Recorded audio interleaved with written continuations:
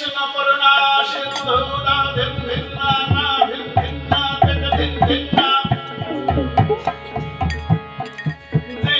দীনবন্ধু জগৎ পথে সগমিকান্ত রাধাকান্ত নমস্তুতে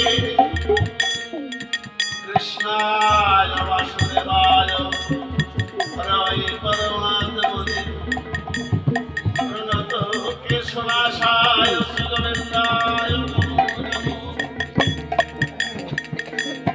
অখণ্ড মঙ্গলাকারং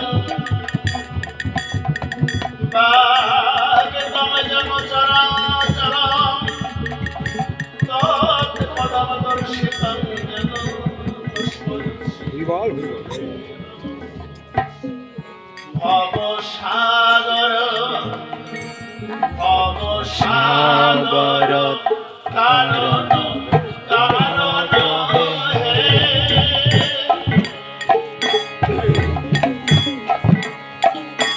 রবি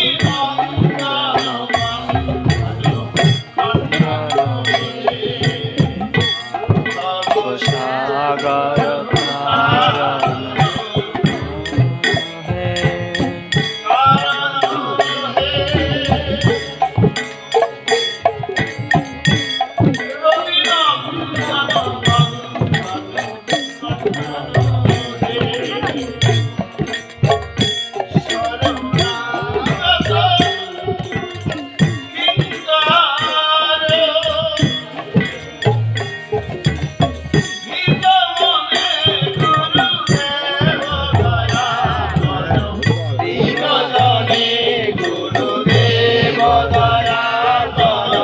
দীনজনে গুরুদেব দয়া কর দীনজনে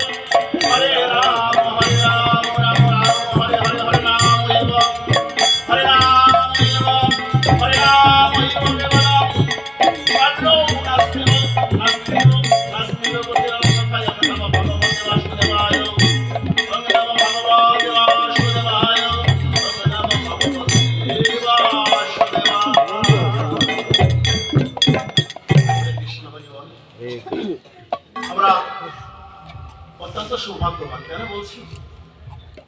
আমরা এমন একটা দেহ লাভ করেছি, গোবিন্দ কৃপা করে দান করেছেন। সেটা হচ্ছে ভজনযোগ্য দেহ, মানব সৃষ্টির শ্রেষ্ঠ জীবন। কিন্তু আমরা কি একবার ভেবে দেখেছি আমাদের কি করা কর্তব্য? আমি যে পৃথিবীতে এসেছি, ভগবান যে আমাকে শ্রেষ্ঠ করে তৈরি করলেন, উনি কৃপা করে আমাকে দিয়েছেন স্বয়ং ভোজন, আহার, বিহার, মৈথন, চিকিৎসা, সবকিছু কিন্তু মানবের জন্য দিয়েছেন। দেখুন পশু পাখিরা কিন্তু এই সুযোগটা নেই তাদের। ঝড় বৃষ্টি তুফান ওরা কিন্তু এই রোদে ঠান্ডায় কত কষ্ট করে, তাই না? কিন্তু আমাদের মানবের জন্য তো ভগবান কি করেছেন? সৃষ্টি কিন্তু তারাও, অর্থাৎ ৮৪ লক্ষ সৃষ্টির মধ্যে শ্রেষ্ঠ হচ্ছে মানব। সেই মানব হতে গেলে কি করতে হয়? মানব হতে গেলে প্রথম জ্ঞান, বিবেক, বুদ্ধি, ধৈর্য, অহিংসতা, দান, দয়া, তিতিক্ষা, এই জিনিসগুলো যদি মানবের ভিতরে না থাকে তাকে মানব বলা হয় না। সে মনুষ্যরূপী মানব না, দেহধারী মাত্র, মনুষ্য দেহধারী মাত্র। আমরা মানব হতে পারবো না যদি এই জিনিসগুলো আমাদের ভিতরে আমরা ধারণ না করতে পারি। আমাদের মাথায় রাখতে হবে আমরা কি নিয়ে এসেছি এবং কি নিয়ে যাব, যাবার সময় কি নিয়ে যাব এবং কি সাথে নিয়ে এসেছি। যাবার সময় যা নিয়ে এসেছি, আসার সময় যাবার সময় ঠিক একই অবস্থায় যেতে হবে। আসার সময় শিশু ছিলাম, মায়ের গর্ভ থেকে একটা লঙ্গ দেহ চলে এসেছিল এবং সে কিছু বুঝতো না। এরকম একটা তুলতুলে নরম দেহ নিয়ে এসেছি, তখন কোনো সাধ্য ছিল না সেই দেহটার কিছু করার। সে পরের উপর সম্পূর্ণ নির্ভরশীল ছিল। ঠিক শেষের সময়টাও কিন্তু তাই হয়ে যাবে। আমার শেষের সময়টা কিন্তু একই হবে, কারণ আমি যখন শেষের সময় এসে দাঁড়াবে, সৃষ্টি জন্ম মাত্রই জাতস্যই ধ্রুব মৃত্যু, এবং সৃষ্টি মাত্রই ধ্বংসের জন্য সৃষ্টি হয়, নতুন করে আবার সৃষ্টি হবে। এই মন্দিরটা এখানে ছিল না, অন্য কোনো একটা মন্দির ছিল, সেটা ধ্বংস হয়ে গেছে, নতুন একটা সৃষ্টি হয়েছে।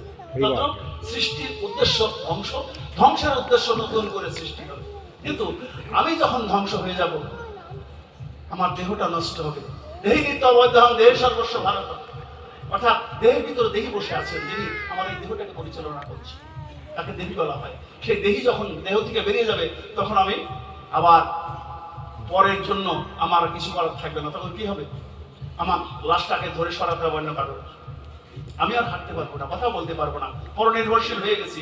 জন্মের সময় পরনির্ভরশীল হয়ে এসেছিলাম। আমাকে কোলে পিঠে করে অন্য খাওয়াইয়েছে, অন্য পরিষ্কার পরিচ্ছন্ন করে দিয়েছে। ঠিক যাবার সময় ঠিক একই গতি হবে। আমি হেঁটে হেঁটে শ্মশান যেতে পারবো না, এবং আমার যে আত্মা, সেও একা যেতে পারবে না, তাকে ধরে নিয়ে যাবে জমদূতে। পরনির্ভরশীল, পরের কাঁধে চড়ে আমি শ্মশানে, হরে কৃষ্ণ। এবং শ্মশানে আমাকে রেখে কিছুক্ষণ সময়ের জন্য তারা হয়তো নীরবে তাকিয়ে থাকবে। কিন্তু দুর্ভাগ্যের বিষয়, করোনার সময় আমি বহু লাশের সাথে গিয়েছি ঢাকায়। আমি তখন দেখেছি অত্যন্ত, মানে আমরা বলি আমি তোমাকে ভালোবাসি, সন্তান বলি আমি তোমাকে ভালোবাসি, কিন্তু আসলে কি তাই? ওটা স্বার্থের ভালোবাসা। আমি আমার থেকে কাউকে ভালোবাসি না। কেন বলছি? প্যাকেটটা করে যখন শ্মশানে যেত, ঠিক তখন কি হতো? সন্তান ধরে দাঁড়িয়ে বলতে, গোসাই এই লাশটা পুড়তে কতটা সময় লাগবে? হরে কৃষ্ণ। কিছুক্ষণ পরে আর সেই বাবা বা মায়ের লাশ সন্তান দর্শন করতে পারবে না, কিন্তু তারপরেও ওই 3 ঘন্টা 3.5 ঘন্টা সময় তার জন্য অনেক বেশি। হরে কৃষ্ণ। তাহলে পৃথিবীতে কি নিয়ে এসেছিলাম, কি করে গেলাম, কি সংগ্রহ করেছি যে আমি নিয়ে যাব? কিছু নিয়ে আসিনি, কিছু নিয়ে যাবে না। এসেছি খালি হাতে, যেতে হবে খালি হাতে। কিন্তু আমার যে কর্মফল এবং যে ন্যায় অন্যায়টা আমি করব, সেই পাপের ফলটা আমার সাথে যাবে। জন্মান্তর পাপ ভোগ করতে হবে। কারণ মা গান্ধারী 10 জন্ম পূর্বে ছোট ছিলেন, 12 বছর বয়স হয়েছিল। 12 বছর হলে পাপ লেখা হয়। তখন তিনি আনন্দ করে 100 ফড়িং মেরে গলায় মালা দিয়েছিল, উল্লাস প্রকাশ করেছিলেন, এবং তারাও কারোর সন্তান। ঠিক সেই ফড়িং বলেছিল, ফড়িংয়ের মায়েরা বলেছিল, গোবিন্দ হে, তারা শ্রেষ্ঠ মানব জাতি, জ্ঞান, বিবেক, বুদ্ধি, ধৈর্য সব তুমি তাদের দিয়েছো, সুখ শান্তি সব তাদের মধ্যে দিয়েছো। তারা যে এহেন অন্যায় কাজ করতো, প্রভু আমি বিচার চাই। ভগবান বলেছিলেন তথা তাই 10 জন্ম পরে কুরুক্ষেত্রের যুদ্ধে তার শতপুত্রের শোক সহ্য করতে হয়েছিল। কারণ আমি যেন মনে করি না যে আমি অন্যায় করে যাচ্ছি, আমার কিছু হবে না, অন্যায় করে যাচ্ছি, কেউ দেখেনি। কে বললো কেউ দেখেনি? আপনি নিজে দেখেছেন। আপনি কি অস্বীকার করতে পারেন? আমি কি অস্বীকার করতে পারি অন্যায়টা আমি করিনি? কেউ দেখেনি, কারণ দেখার প্রয়োজন নেই। আমি দেখেছি, আমি করেছি, আমি জানি, আমি দেখেছি। এসে বড় সাক্ষী আর কেউ নেই। আর কে দেখেছেন? তন্ত্রে মন্ত্রে গীতা ভাগবতে আমার গোবিন্দ থাকেন বায়ু রূপে, আমার প্রতি জীবের দেহেতে বায়ু রূপে বিরাজ করছেন তিনি আমার ভিতরে, তিনি দর্শন করেছেন। তাই একদিন অর্জুনকে এবং দুঃশাসনকে ভগবান শ্রীকৃষ্ণ বলেছিল যে আমি তো কুরুক্ষেত্রে যুদ্ধ করবো না, তবে তার পক্ষে থাকবো। এই কবুতর দুটা যে মেরে আমার কাছে দিয়ে আসতে পারবে, এবং সেটা যেন কেউ দর্শন না করে, কেউ যেন দেখে না। এখন বুদ্ধিমান ব্যক্তি অর্জুন, আর দুঃশাসন তো দুষ্ট। দুঃশাসন কি করলেন? আস্তে করে জঙ্গলের ভিতরে গিয়ে মাথায় কাপড়টা দিয়ে ধরে টাঙ্গিয়ে সই নিয়ে এসেছে, কেউ দেখেনি। হ্যাঁ কৃষ্ণ, তোমাকে বুদ্ধিমান মনে করেছিলাম, কিন্তু তুমি এমন একটা প্রশ্ন আমাকে করলে যে প্রশ্নটা একদম মূর্খেও করে না। ও আচ্ছা ঠিক আছে, মেরেছো, কেউ দেখেনি তো জানা। আচ্ছা ঠিক আছে। অনেকক্ষণ পরে অর্জুন দেখে যখন তাকে হত্যা করতে যায়, তখন কবুতর তাকিয়ে আছে অর্জুনের দিকে, অর্জুন তাকিয়ে আছে কবুতরের দিকে। তাহলে দর্শন হচ্ছে দুইজন, এবং অর্জুন চিন্তা করলেন পরমাত্মা বলে আমার ভিতরে